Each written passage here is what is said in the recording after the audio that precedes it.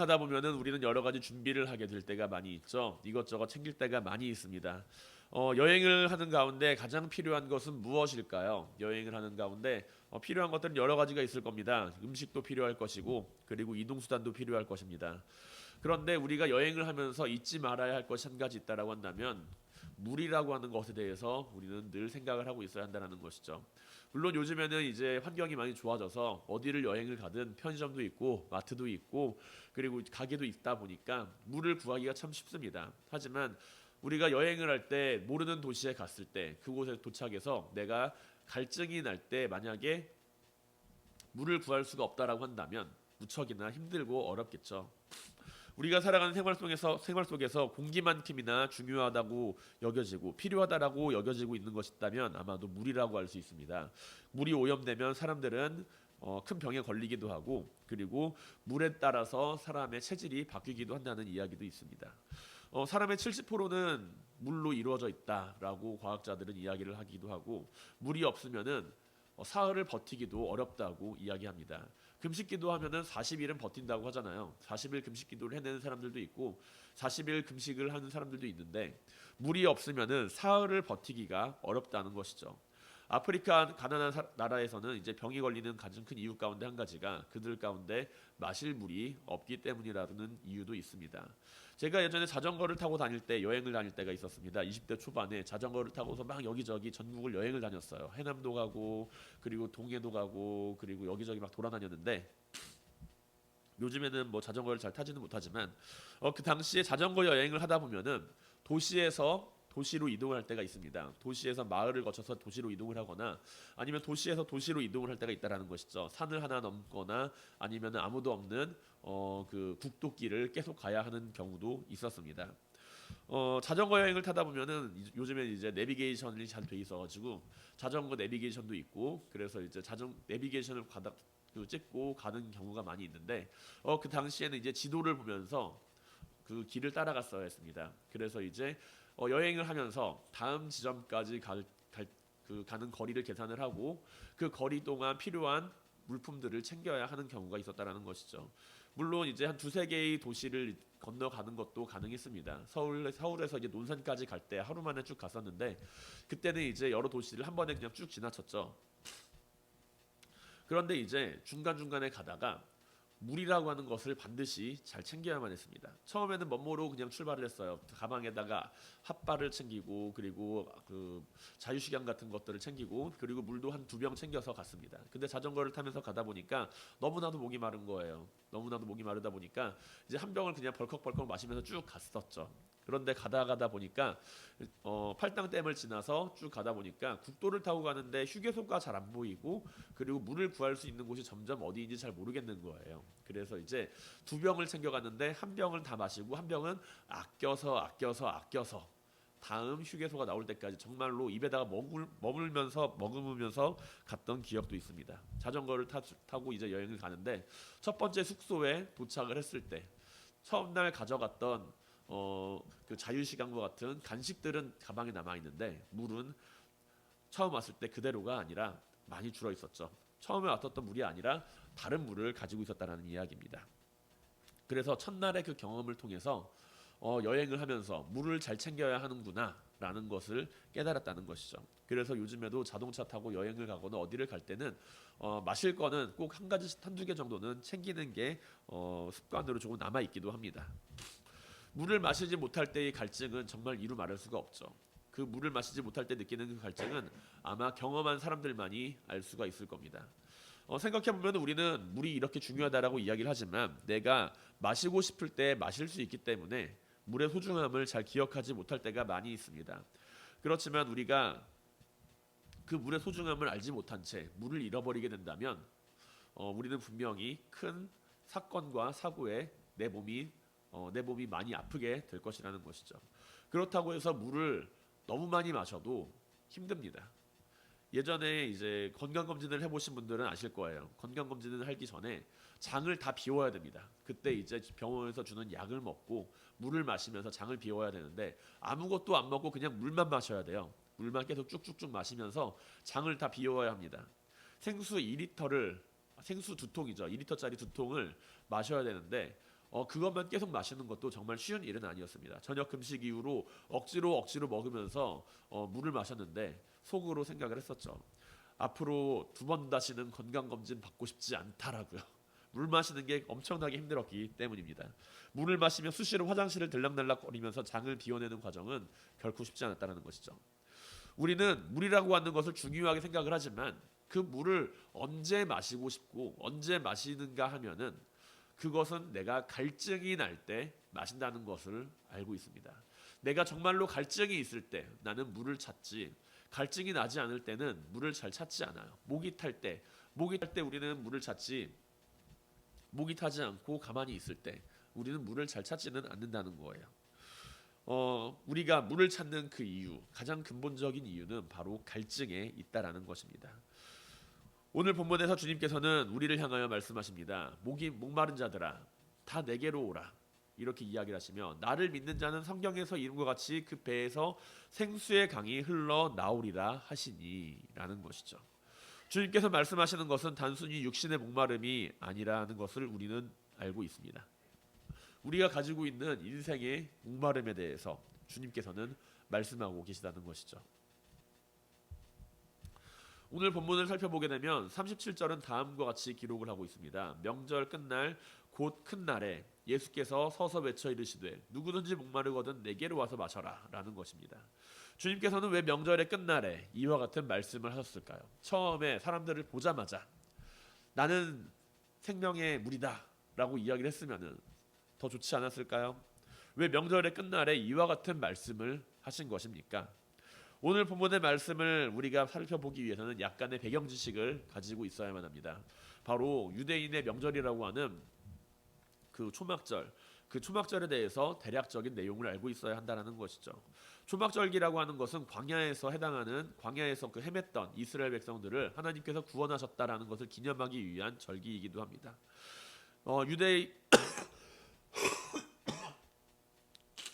유대 3대 절기 가운데 한 가지로 보통 7일 동안 진행이 되는 그 초막절기 가운데 초막절기가 끝나고 제 8일째에는 이제 성회로 모이게 된다는 것이죠.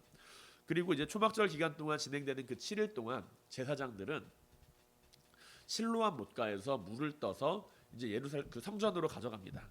성전까지 행진해서 청전 제단에 붓는 의식을 거행하였다는 것이죠. 구약 성경에는 기록된 바는 없지만 대략적으로 기원전 200년 전부터 시작되었다라고 역사학자들은 이야기를 하고 있고 주후 70년 성전이 파괴될 때까지 예루살렘 성전이 다 무너질 때까지 그것이 계속해서 이어져 왔다라고 보고 있습니다. 이것은 적절할 때 비를 내려주시고 풍성한 것을 공급해 주시는 하나님의 그 선하심을 기억하며 감사하는 상징적인 행위라는 것이죠. 제사장이 이끄는 행렬이 새벽마다 이제 그 초막절 기간 7일 동안 새벽마다 실로암으로 출발을 해서 거기서 물을 떠옵니다. 거기서 물을 떠와서 쭉 아침에 사람들이 보는 앞에서 그 물을 가지고 행진을 하고 그리고 성전에서 그 물을 붓고 제사를 시작할 때 사람들은 옆에서 다른 제사장들은 찬양대가 옆에서 할렐루야 찬송을 부른다라는 것이죠.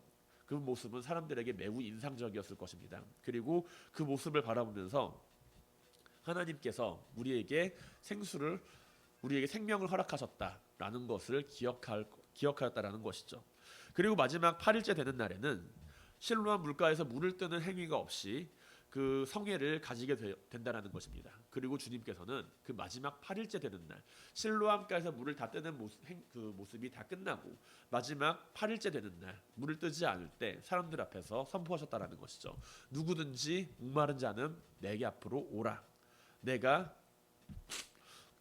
누구든지 나를 믿는 자는 성경에서 이름과 같이 그 배에서 생수의 강이 흘러나오리라 라고요. 주님께서는 자신이 실로암 생수와 같이 대체되어야 하며 마치 우리의 삶에 있어서 필요한 성령의 생수를 주실 것으로 약속하셨기 때문에 이와 같은 말씀을 하셨다라는 것을 우리는 알고 있습니다. 초막절 기간 동안에 매일 실로암 연못가에서 물을 길어 제단 서편에 붓는 그 의식은 이스라엘 백성들이 출애굽한 이후에 광야에서 생활할 때 하나님께서 반석에서 물을 내신 그 사건을 기념하기 위해서 하는 그 상징을 가지고 있습니다. 반석에서 샘물이 나오는 그 사건을 바라보면서 우리는 하나님이 모세를 통하여서 이스라엘 백성들을 구원하셨다라는 것을 기억합니다. 모세가 반석에서 물을 만들어낸 것이 아니라 하나님께서 이스라엘 백성들을 구원하시기 위해 모세를 사용하셨다라는 것이죠. 그리고 우리는 그 반석에서 나오는 그 샘물, 그 생수를 바라보면서 그 사건을 예수 그리스도의 예표로, 예수 그리스도를 미리 보여주는 하나의 상징적인 모습으로 바라보게 됩니다. 광야에서 마실 물이 없다고 불평하고 원망하는 이스라엘 백성들이지만 하나님은 모세를 통해서 반석에서 물이 나오게 하셨고, 그리고 우리가 하나님 앞에서 불평하고 원망하고 살아간다 할지라도 하나님께서는 우리를 위하여 하나님의 아들 예수 그리스도를 이 땅 위에 보내셨다라는 것이죠. 주님께서는 이러한 초막절 의식을 배경으로 통해서 주님께서 자신이 어떠한 목적으로서 이 세상에 오셨는지 사람들에게 나타내 보이셨습니다. 우리가 영적인 갈급함을 가지고 있다라고 한다면 주님을 바라보면서 주님께서 이 땅 위에 왜 오셨는지에 대해서 바라보게 된다는 것이죠. 주님께서는 우리의 갈증을 채워주시기 위해 오셨습니다.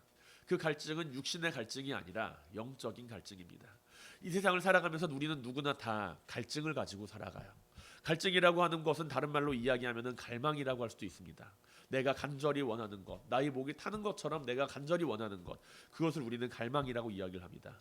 육신의 갈증은 물로써 채울 수 있지만 내가 원하는 그 갈망은 내가 원하는 바를 이루어야만 채워질 것입니다. 내가 원하는 것, 내가 바라는 것, 내가 소망하는 것을 채울 때 우리는 나의 갈망이 채워질 것이라고 생각을 하죠.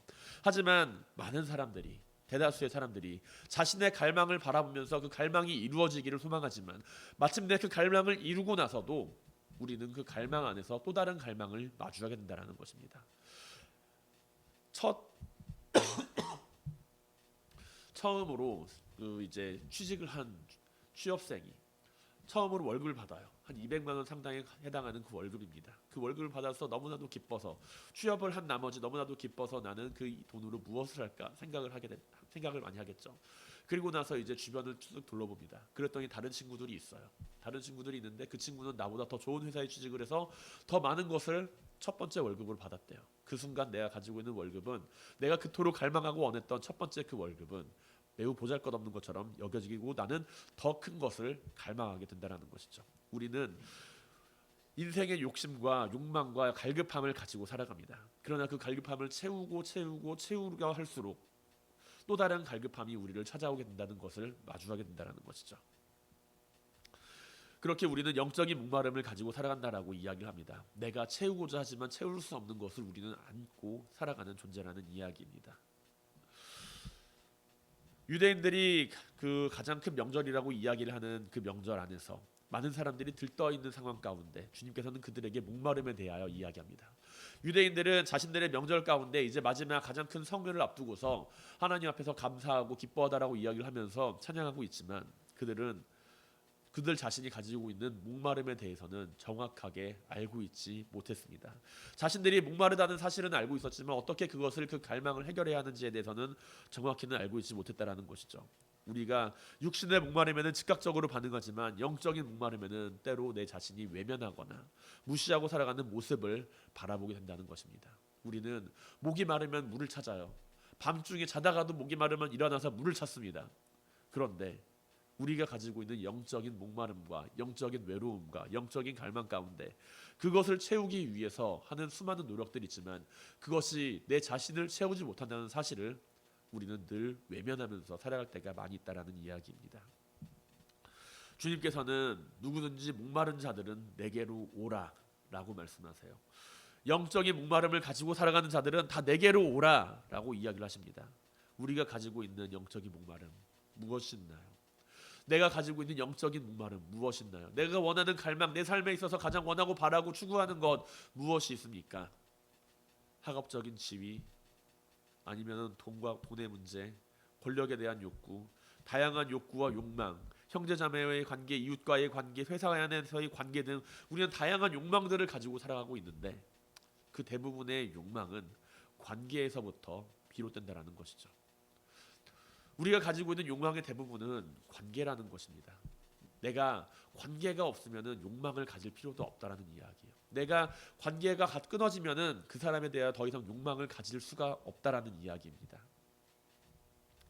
우리는 다양한 욕망을 가지고 있습니다. 그러나 그 욕망의 가장 기초는 관계이며 그 관계성 안에서 우리는 다양한 욕망을 채우려 하지만 가장 기본적인 관계, 피조물과 창조주와의 관계에 대해서 회복이 되지 않은 상태로 우리가 타인과의 관계를 회복하려 할 때 우리는 결국에는 영원한 목마름에서 헤어나올 수가 없다라는 것이죠. 아무리 많은 사람을 만나고 아무리 많은 이웃과 관계를 맺고 살아간다 하더라도 가장 중요한 관계가 회복이 되지 않는다면 우리는 영원히 영적인 목마름에 사로잡혀 살아가야 한다는 것입니다. 인간은 하나님의 형상을 따라 지음받은 존재로서 하나님과의 관계에서 오는 그 단절은 늘 우리를 고통스럽게 한다는 이야기입니다. 하나님과의 영적인 관계에서 오는 본능적인 결핍을 느끼게 되고 영혼의 갈증은 그 어느 것도 그 무엇으로도 채울 수가 없다라는 것이죠. 위대한 신학자이자 히포의 주교였던 성 어거스틴은 이렇게 이야기를 합니다. 인간의 내면에는 하나님만이 채울 수 있는 빈 공간이 있고 인간은 그 빈 공간을 스스로 채울 수 없기에 인간은 영혼의 갈증의 문제를 어쩔 수 없이 해결하지 못하고 안고 살아가고 있다라고요. 주님께서는 이러한 우리의 모습을 알고 계셨습니다.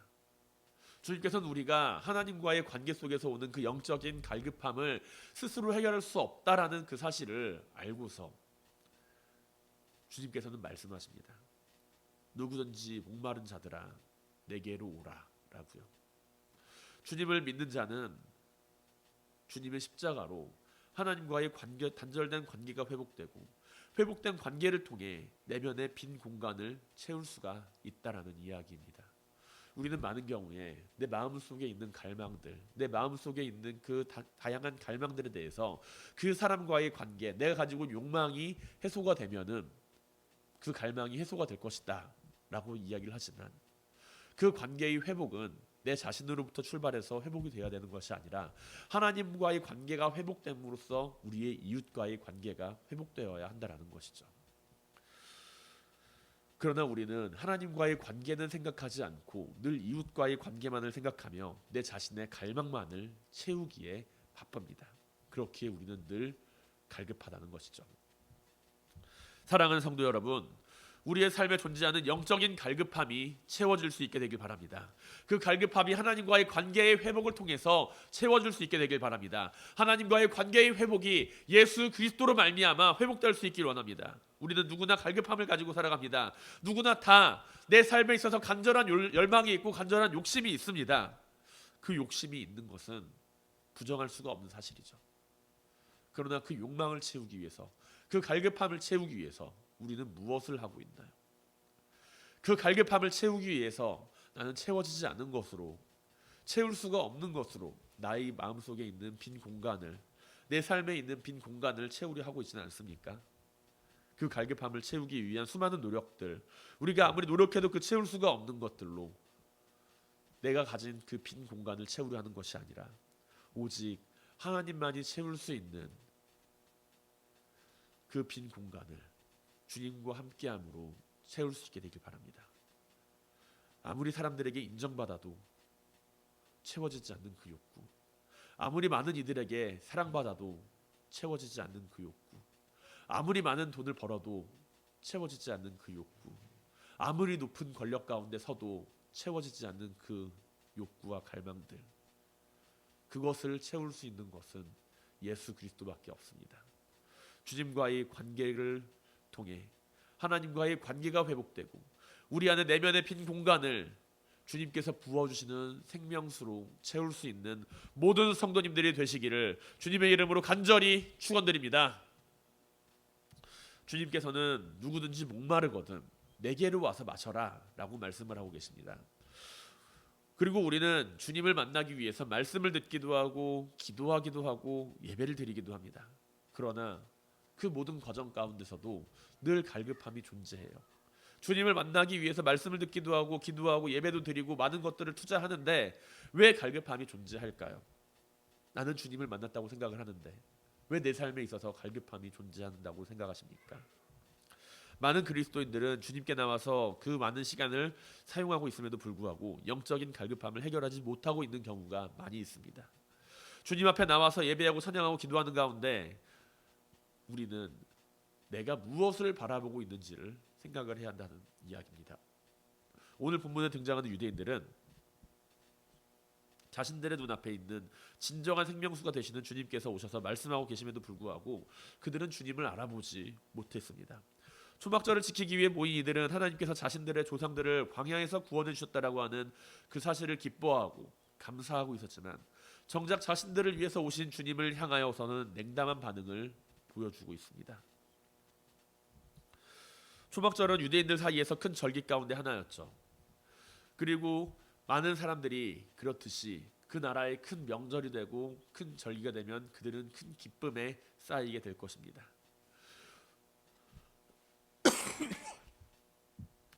40년간의 장막 생활을 기뻐하는 것, 그 마무리 짓고 생명을 얻은 것에 대한 기쁨에 대해서 초막절에 대한 큰 의미를 부여하였던 이스라엘 백성들은 그 절기 안에서 자신들이 가나안 땅에 들어와 이렇게 살아가고 있는 것에 대해서 하나님께 큰 기쁨과 감사를 드렸을지도 모릅니다. 그러나 그들은 하나님께 기쁨과 감사로 영광을 돌린다 하더라도 그 안에서 예수 그리스도가 누구이신지를 몰랐을 때 그들 마음속에 있는 갈급함은 해결되지가 못한다라는 것이죠.